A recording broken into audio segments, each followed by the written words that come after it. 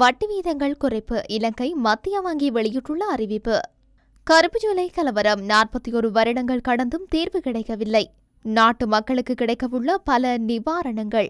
Police மா அதிபரின் பதவி தொடர்பில் உயர் நீதிமன்றம் பிறப்பித்துள்ள உத்தரவு.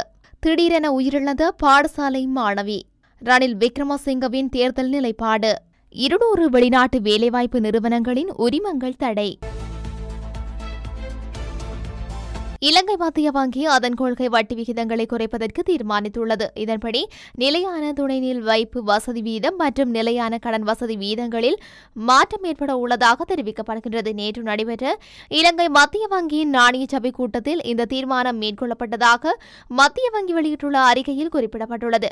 நிலையான துணைநீள் வைப்பு வசதி வீதம் மற்றும் நிலையான கடன் வசதி வீதம் ஆகியவற்றை 25 அடிப்படை புள்ளிகளால் குறைத்து முறையே 8.25 வீதம் மற்றும் 9.25 வீதமாக பேண மத்திய வங்கியின் நாணய சபை தீர்மானித்துள்ளது. வங்கிகளில் தங்க நகைகளை அடகு வைத்துள்ளவர்களுக்கு நிவாரணம் வழங்க அமைச்சரவை ஒப்புதல் அளித்துள்ளது. நாட்டில் சமீப காலமாக நிலவி வரும் கடுமையான பொருளாதார நெருக்கடி நிலைமையை கருத்தில் கொண்டு உரிமம் பெற்ற வங்கிகளில் அடமானம் முற்பணம் பெற்ற குறைந்த வருமானம் பெறும் நபர்களுக்கு நிவாரணம் வழங்க அரசு தீர்மானித்துள்ளது. இந்த நிலையை கருத்தில் கொண்டு உரிமம் பெற்ற வங்கிகளில் அடமானம் முற்பணம் பெற்ற குறைந்த வருமானம் பெறும் நபர்களுக்கு நிவாரணம் வழங்க அரசாங்கம் தீர்மானித்துள்ளது.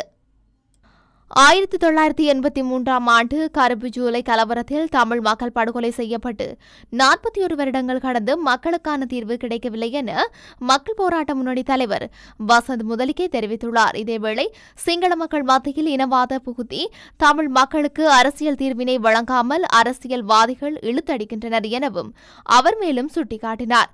யாழ்ப்பாணத்தில் நேற்றைய தினம் இடம்பெற்ற ஊடகவியலாளர் சந்திப்பில் அவர் இவ்வாறு குறிப்பிட்டுள்ளார். இங்கு தொடர்ந்தும் கருத்து தெரிவித்த அவர், நாட்டில் உள்ள இந்த வளங்கள் விற்கப்படுகின்றன.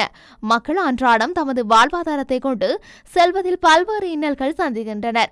இந்த அரசாங்கம் மக்கள் தொடர்பில் எந்தவித கரிசனையும் கொள்வதில்லை. மாறாக இவர்கள் மக்களை துன்பத்துக்கு ஆளாக்குவதிலும் எமது நாட்டின் வளங்களை அந்நிய சக்திகளுக்கு விற்பனை செய்வதிலேயே முனைப்பு காட்டி வருகின்றனர். நாங்கள் மக்களுக்காகவே போராடுகின்றோம். மக்கள் நலன் சார்ந்தே நாங்கள் செயற்படுகின்றோம். 1983ஆம் ஆண்டு கருப்பு உடை இனக்கலவரம் கொழும்பில் இடம்பெற்ற பொழுது தமிழ் மக்கள் படுகொலை செய்யப்பட்டு இன்று 41 வருடங்கள் கடந்துள்ளன. மக்களுக்கான தீர்வு இந்த அரசாங்கத்தினால் சரி, இந்த சிங்கள அரசியல்வாதிகளினாலேயே தமிழ் மக்களுக்கு வழங்கப்படவில்லை. மாறாக தமிழ் மக்கள் ஒடுக்கி ஆளப்பட்டுக் கொண்டு வருகின்றார்கள். இந்த நாட்டின் பிரச்சினை இனங்களுக்கிடையிலான சமரசங்கள் தீர்த்து வைக்கப்படவில்லை. மாறாக இனம், மதம், மொழி என்ற பாகுபாடுகளை மக்களுக்குள் திணித்து அதன் மூலம் அரசியல் லாபத்தையே இந்த அரசியல்வாதிகள் கடந்த 40 வருடங்களுக்கு மேலாக மேற்கொண்டு வருகின்றனர்.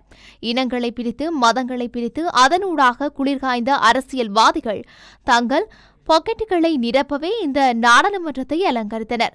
சிங்கள மக்கள் மத்தியில் இனவாதத்தை புகுத்தி அதன் மூலம் தமிழ் மக்களுக்கு அரசியல் தீர்வினை வழங்காமல் பல வருடங்கள் இவர்கள் இழுத்தடிப்பு செய்தனர் என வசந்த முதலிகே தெரிவித்துள்ளார். எதிர்வரும் சில மாதங்களில் நாட்டு மக்களுக்கு பெருமளவு நிவாரணம் கிடைக்கும் என வர்த்தக மற்றும் உணவு பாதுகாப்பு அமைச்சர் நளின் பெர்னாண்டோ தெரிவித்துள்ளார். குறிப்பாக பொருளாதாரத்தை வலுப்படுத்தும் கொள்கைகள் தற்போது பலன்களை பெற்று வருவதாக அவர் குறிப்பிட்டுள்ளார். ஹம்பகா மாவட்ட செயலகத்தில் நேற்று நடைபெற்ற நிகழ்ச்சியொன்றில் கலந்து கொண்டு ஊடகவியலாளர்கள் எழுப்பிய கேள்விக்கு பதிலளிக்கும் போதே அமைச்சர் இதனை தெரிவித்தார்.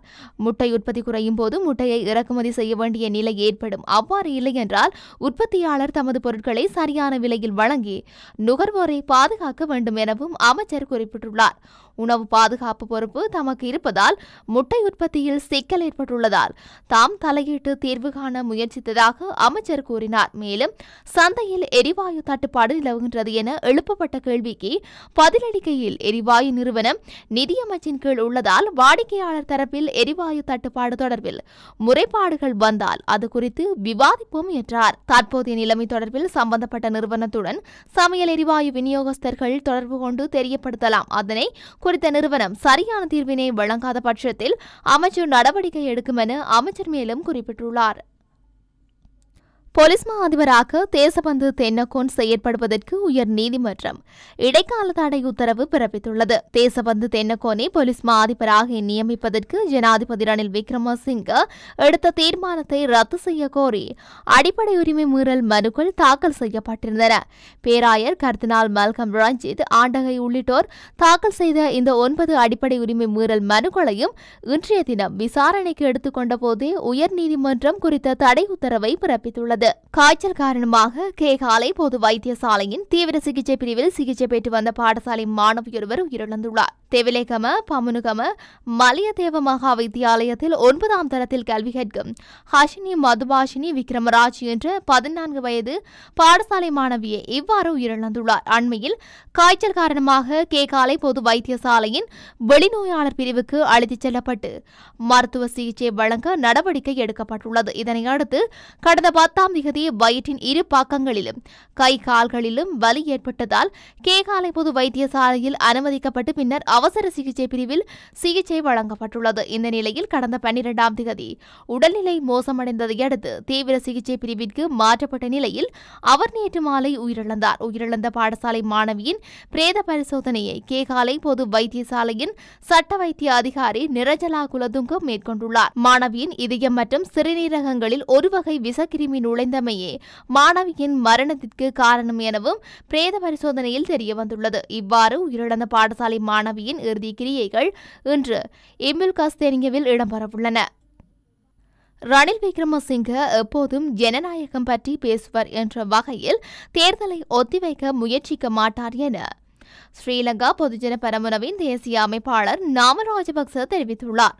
ஸ்ரீலங்கா பொதுஜன பெரமுனவின் தலைமை காரியாலயத்தில் நேற்று இடம்பெற்ற சந்திப்பின் பின்னர் ஊடகங்களுக்கு கருத்து தெரிவிக்கும் போதே நாமல் ராஜபக்ச மேற்கொண்டவாறு கூறியுள்ளார்.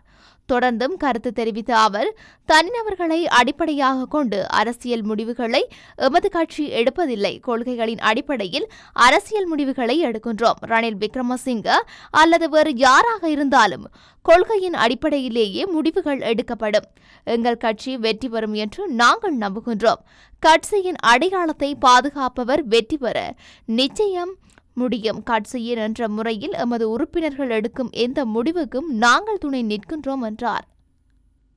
பல்வேறு முறைகேடுகள் காரணமாக 200 வெளிநாட்டு வேலைவாய்ப்பு நிறுவனங்களின் உரிமங்கள் தடை செய்யப்பட்டுள்ளன. மேலும் 400 நிறுவனங்களின் உரிமங்கள் இடைநிறுத்தப்பட்டு விசாரணைகள் நடைபெற்று வருவதாக அமைச்சர் மன்சூர் நாணயக்கார நேற்று நாடாளுமன்றத்தில் தெரிவித்துள்ளார்.